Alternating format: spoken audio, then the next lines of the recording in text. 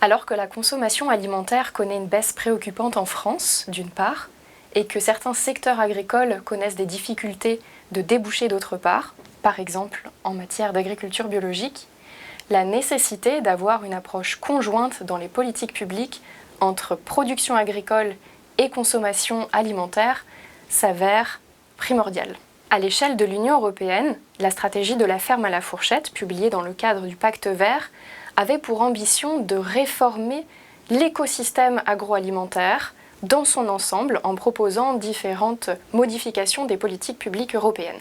Cette ambition devait se concrétiser à travers la vision pour l'agriculture et l'alimentation publiée par la Commission européenne l'année dernière.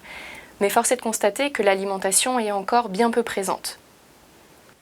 À l'échelle française, le gouvernement a publié en début d'année 2026 la stratégie nationale pour l'alimentation, la nutrition et le climat. Cette stratégie a pour objectif de reconnecter les politiques publiques en matière de transformation des systèmes de production agricole et des transformations des comportements, des habitudes alimentaires des consommateurs. Deux leviers sont mis en avant, celui de la commande publique d'une part, et celui d'actions contraignantes sur les secteurs de la transformation, de la distribution et de la restauration hors foyer d'autre part. Dans la lettre économique du mois de mars 2026, les chambres d'agriculture reviennent sur les tenants et aboutissants de ces différentes politiques publiques.